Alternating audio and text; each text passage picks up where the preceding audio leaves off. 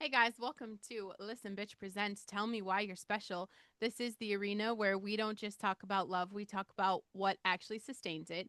Because the truth is, a lot of people walk into marriage with feelings, but no structure, no clarity, no conversations, no real understanding of what they're building.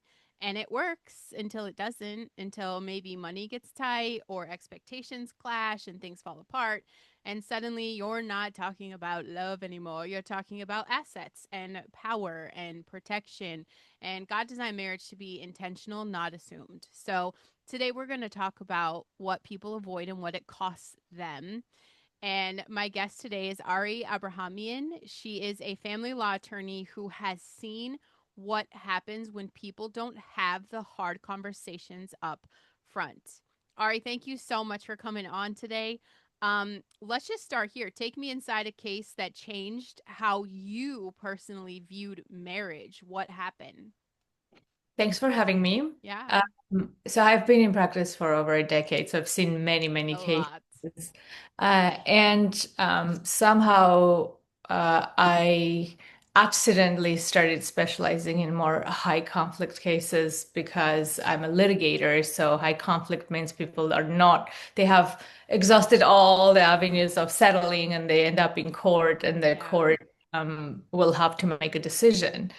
And a lot of the cases I've litigated over the years could have been resolved outside the court without the hefty litigation by maybe two attorneys and an expert, if the feelings were not involved. Yeah. Pretty much every case that ends in litigation is about feelings and ego.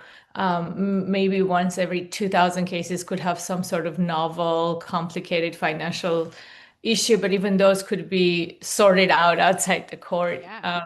So a lot of these cases I litigate are very solvable if the hurt feelings and the disappointment and the disillusion of marriage is not involved. And oftentimes people, of course, use finances as a means to punish the other person or Oh, they weaponized.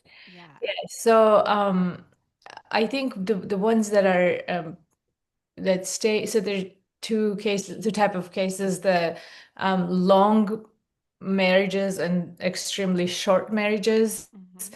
I think the long marriages when people live a decade or longer with each other, and the shorter ones when it's like only a couple of years, and then you look at this comparables and the process that goes through the court is almost identical, Wow. and it's how long you have been together, it's how hurt you are, I guess. And so yes, so I definitely have, well, I've changed my mind about marriage maybe 3 times in the last decade because Okay. I grew up in a very traditional family. My parents were together for 47 years when my Wow. dad passed, and I was a big believer of marriage.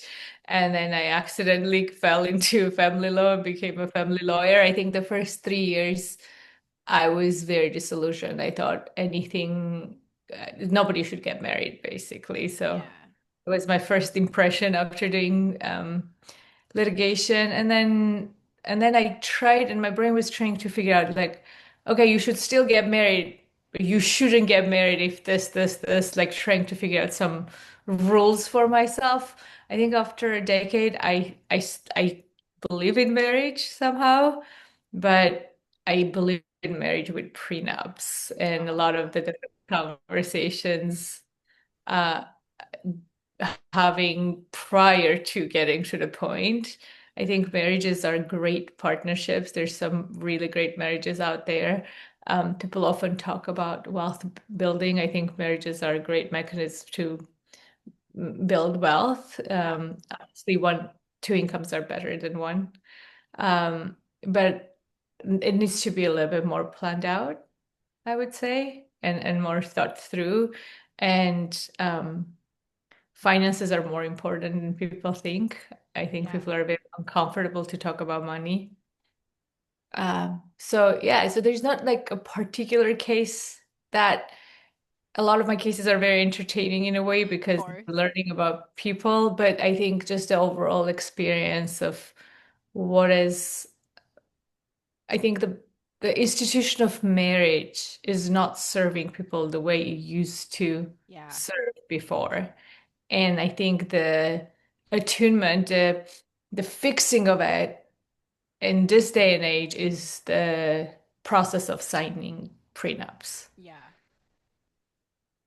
I can totally see that. And my question is like in the world we live in, I'm really surprised that there is not a camera crew to make this reality TV because I bet you have really great Yes. episodes and like people would love to watch it.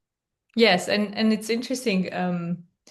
I have attorney friends from other fields and how often they talk about how boring it is to do transactional law and read contracts and Yeah. and usually my life is not boring because there's always something happening. But it's it's life in a very condensed form.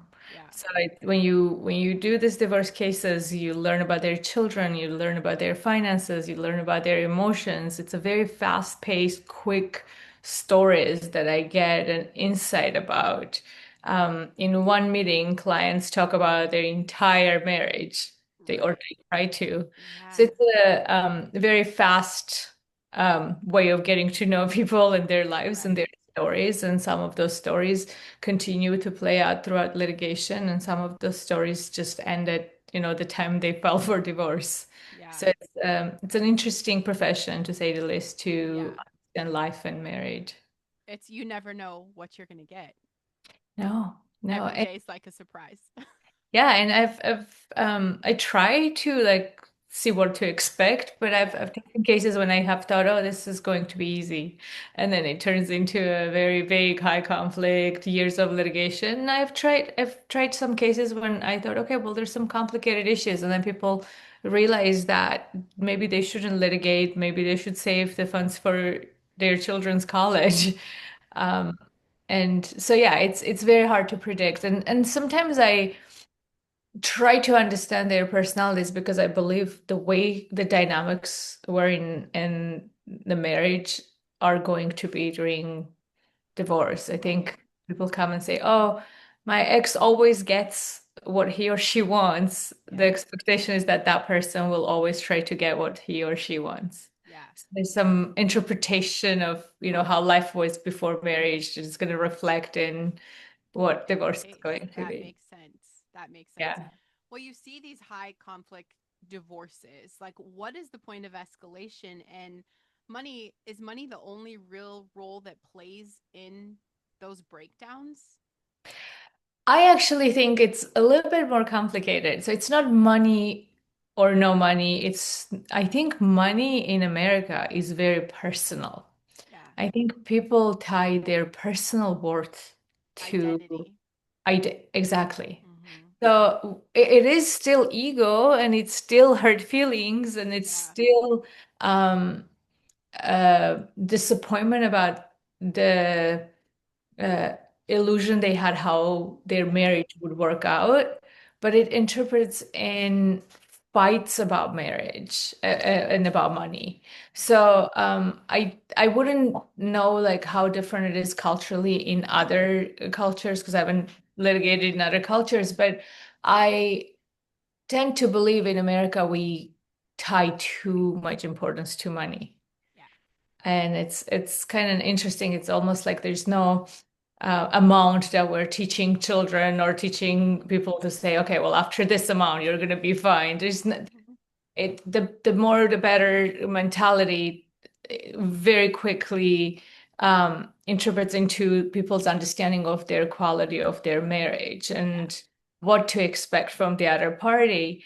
And I also represent, and I've also kind of worked with couples from completely different cultural backgrounds, and the cultures also interpret different. Some cultures, for example, I'm a first generation immigrant, so immigrants believe in saving. Yeah. And I've represented a lot of immigrants and people who come from societies that, for example, home ownership was really hard and it's like the sign of success. Then they concentrate their entire life efforts on home ownership Yeah. versus some cultures really appreciate education, and then that's where they spend. And some cultures maybe appreciate more material things, or taking vacations and experiences. So when people come from different backgrounds and they get married and there's no conversation about how to make money and how to spend money, Hmm. that very quickly becomes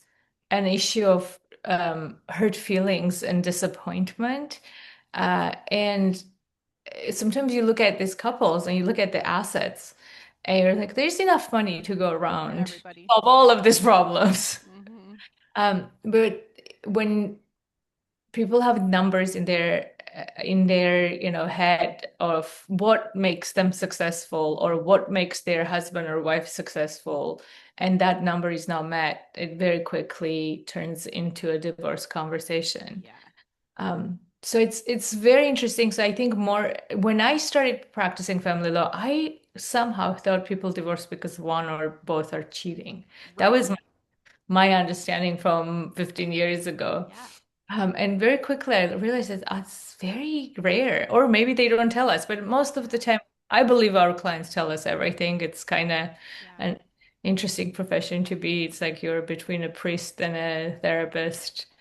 But there are a lot of marriages falling apart in America that is about differences in finances. Yeah. It's not about making money or not having money or spending or not spending. It's about just completely different understandings of two individuals walking into a union having completely different expectations and understandings about Yeah. finances. Yeah. You unpacked so much because I feel like, especially for people that do immigrate to the United States, I'm friends with a close-knit group of Lithuanians, and every single one of them saves money, saves money, saves money. In fact, only one out of a lot of them even had kids because I think they were so like, we're going to protect this. It's Then you, trauma. Yeah. yeah, then you come to the United States and our system kind of pushes that consumerism, and it pushes that be jealous, and it pushes that like, do I think this is the greatest country? Yes, but it's also the most toxic because we're pushing that like, let's compare people, let's, you know keep up with the Joneses. And the idea of money is very different in our culture because it does become identity. So I think you're very spot on about that. And then you take two people who don't have that conversation about core ethics and values and morals. I mean, you're going to clash, and the microwave mentality here also, with all the access we have, it, a marriage becomes inconvenient. Everybody's just Yeah. like self-serving, and I think we've really missed the heart of like what a marriage is. And I see it in a few people now. It's the same for me of like, we're in this together. We chose this. We don't have a prenup. Maybe I should get one. No, like we made Oh, that snap. choice, right? We made that whole choice to say like, it's us against the world. We're on the same team, and every single time we could remember that, yeah, money issues come up and it ends up being the thing. It's that idea, right? It's the control. It's like that security, that safety. And if you could just take the emotion out of it, let's make sense of this. Everything's fine. So You then we know, work on that emotion. so I think when people go on a first date, Yeah. they talk about, what do you do for a living? Yeah. Do you believe in God? Hmm. They do really try to understand, is this someone who's going to match? Yeah. But they don't really say, do you have credit card debt? Right. Are you a spender or a saver? Do you have unpaid taxes? Yeah. Are you going to expect your wedding dress to be $10,000? Yeah. Those are no conversations that people have. I mean, maybe they have when it's their second marriage. I've definitely done prenups when they're like, "Hey, my first marriage, I felt like I got into it not knowing anything." And a Yeah. lot of times my clients say, well, at the time I didn't even have money to think about, which another misconception about prenups is when people say, oh, we don't have any assets, we shouldn't have a prenup. I'm like, are you expecting to never have assets? Because it's supposed to be like, Right. if divorce happens, is that Yeah. like, is it your entire life's plan to not have any assets? And probably you shouldn't. Yeah. But most people, I mean, in my opinion, everyone should have the minimum should have the conversation. And if you're trying to get a protection, definitely have the prenup. But it's also culturally, I feel like we forgive billionaires in America for some bad acts because they have money. It is such a big part of Mhm. success. Like I live in San Francisco, so I'm surrounded by a lot of techies, and Silicon Valley is happening Yeah. here. And probably every third or fourth person looks up to, Elon Musk and Yeah. Steve Jobs. And Yes. if you review their history of, avoiding child support or just, multiple divorces or just pretty toxic litigation cases in family Yeah. court. I think Steve Jobs went a really long time doing everything, paying himself very little, not to pay child support. Elon Musk made, I believe the first one, it's based on the news, I haven't fact checked or anything, but I think the first wife, was made to sign a contract not to do it. And then he went on to have multiple relationships. So when you talk about, money and family, if I give you some examples and say, okay, there's this dad who doesn't want to pay child support, Hmm. you will judge that person Yeah. very heavily, what type of person. But when I say, well, by the way, that was Steve Jobs, your Whoa. perception changes right away. Whoa. That must be okay if he was Yeah. a billionaire.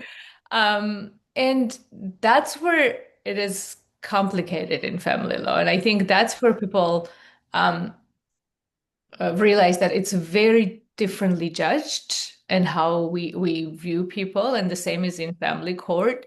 Um, I've seen kind of like different, the same laws apply to everyone, but different perceptions and different attitudes, even from judges when they're looking at, I don't know, a net worth individual of net worth of 1 million or 100 million. Yeah. So um, we all are like that. We are not unbiased about money. Yeah. Every single person is like that. And I say that because I've seen this Yeah. a lot. So when they walk into marriage, they have these biases about finances. A lot of times people think the money they make, Hmm. even though it's the same amount, is so much more important than the money the other party made. And Yeah. you look at numbers, you're like, that's the same number. And then sometimes I joke and I say, it's still green, right? No Yeah. matter who made. But people have different levels of attachment Yeah. to different, or when we do divorce cases, people are like obsessed with like keeping the house. It's so emotional.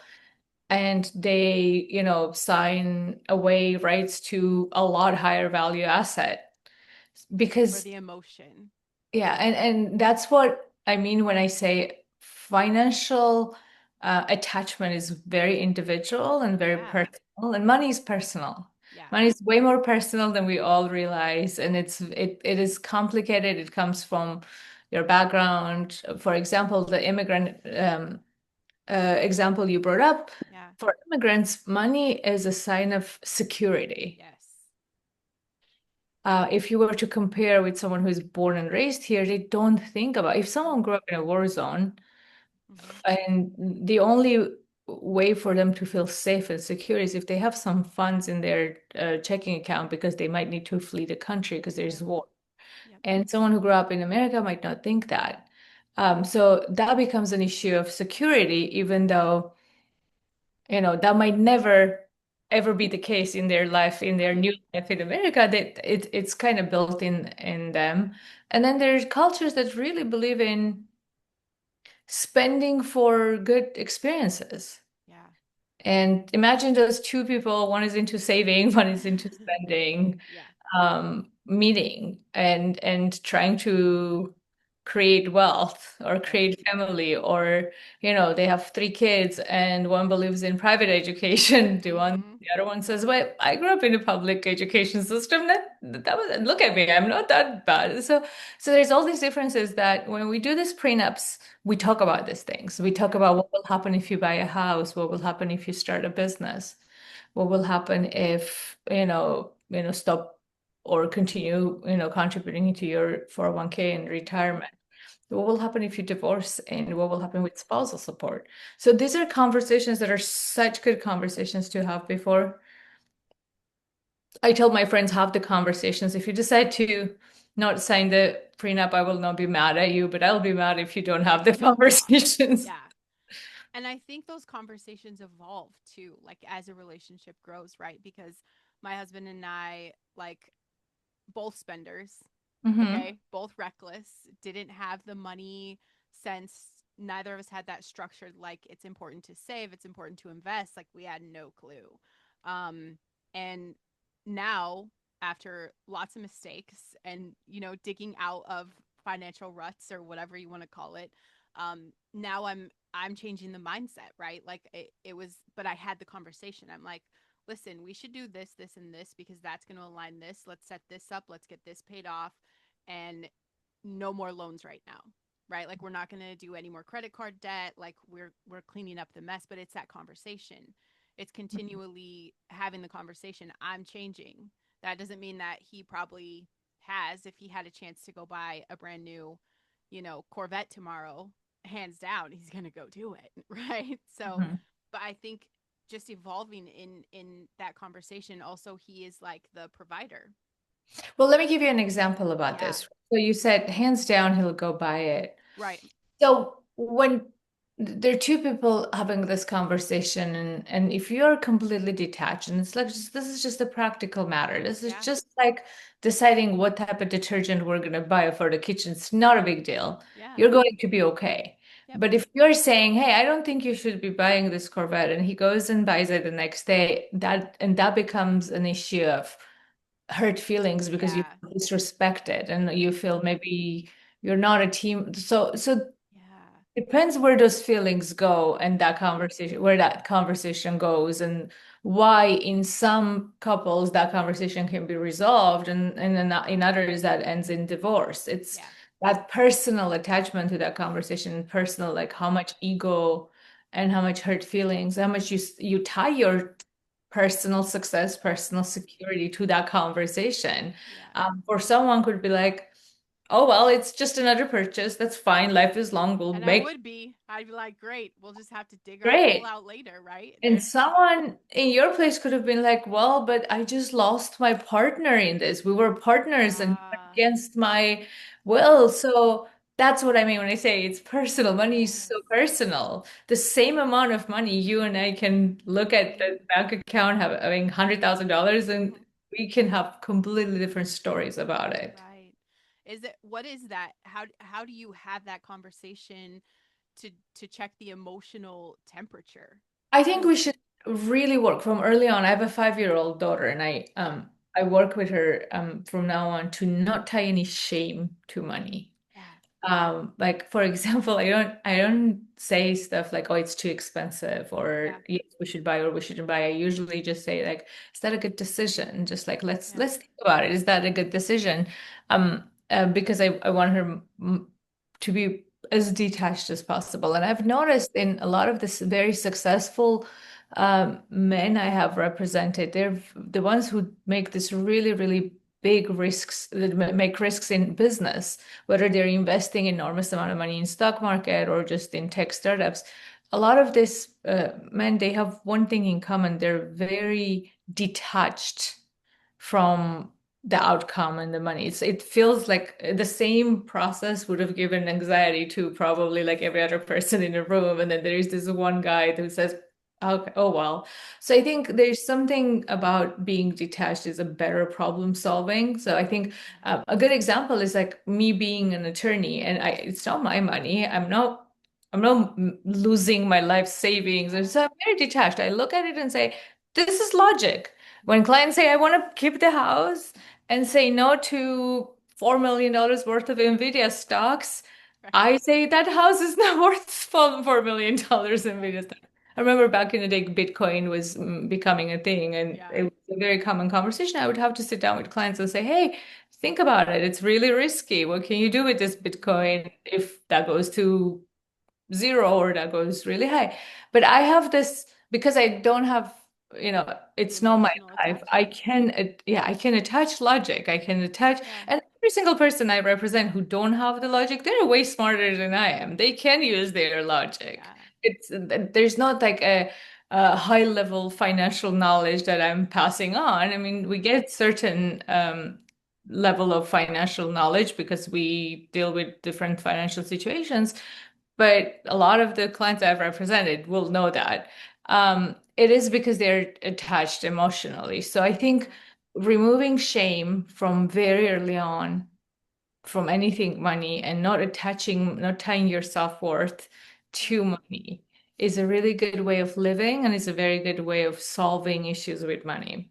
And I think a lot of couples don't have these conversations because it's just so uncomfortable. Yeah. It's very uncomfortable to say, oh, yeah, I mean, we're dating for 3 months. By the way, I have credit card debt. Mhm. It's almost like shameful, Mhm. but it's worse not to say because then if the other person completely is against any credit card debt, then he's up for disappointment Yeah. or conflict. So I think it's just kind of like some education about feelings and money is very important. Yeah. And then having open conversations. I have done cases where they're like working on a prenup and they're like really not agreeing on it.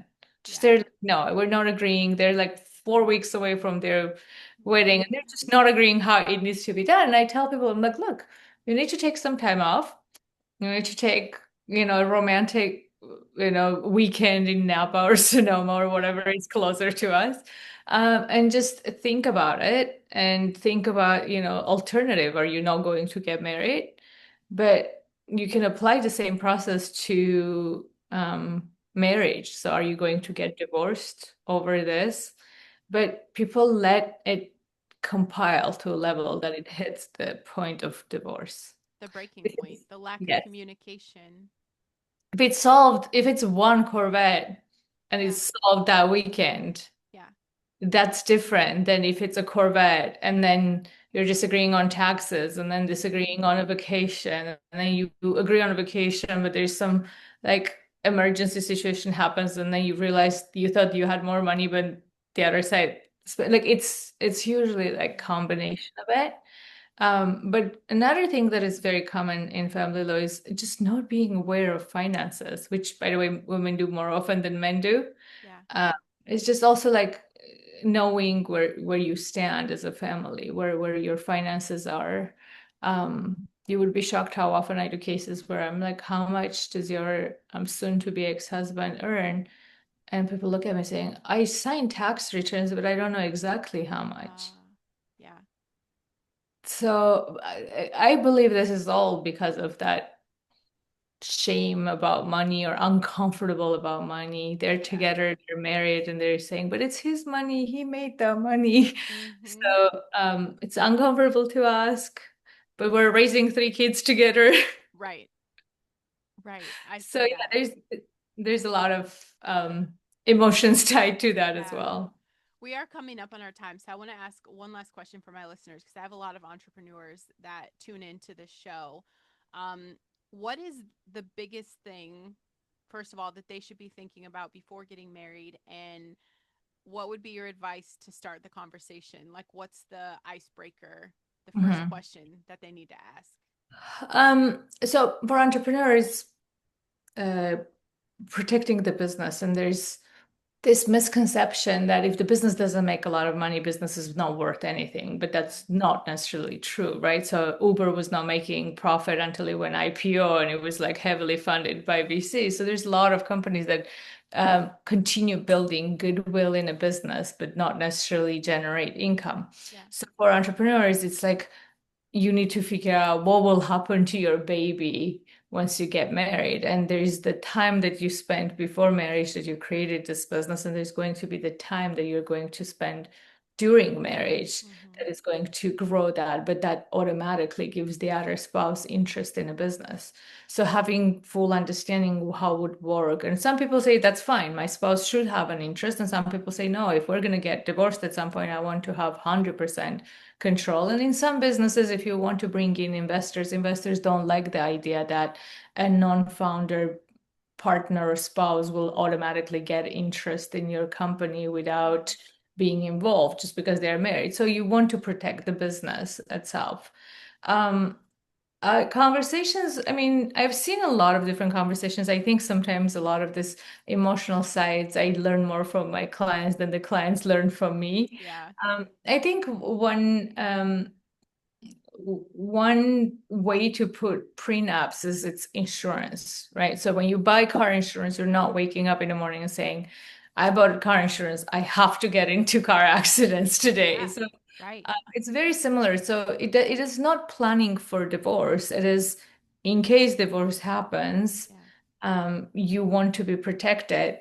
And anyone who is an entrepreneur, and I've represented a lot of them, um, knows how much hard work goes into building a business.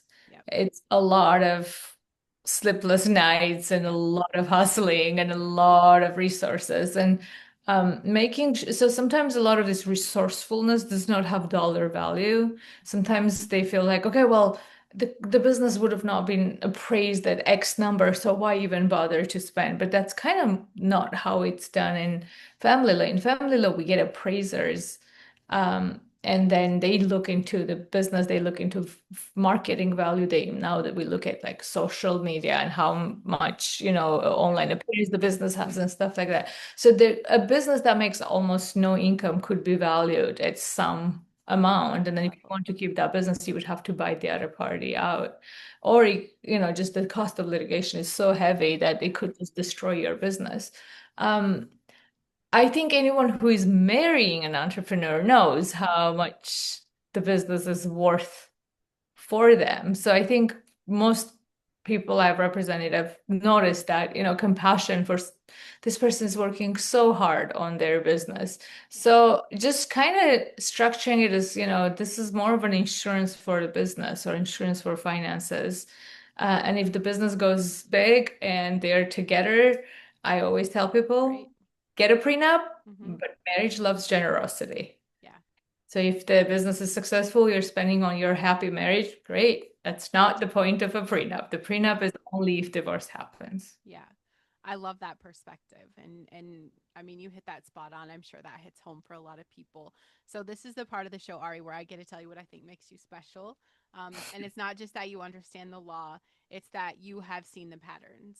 Like Yeah. you have seen what happens when people avoid the clarity and the fact that you're there to help them face it before it's too late. You're not operating from fear, you're giving them the truth, the fact that you're not emotionally invested and you can just say the truth for what it is from structure, protection, awareness, um, especially in a place, this space where people lead with emotion.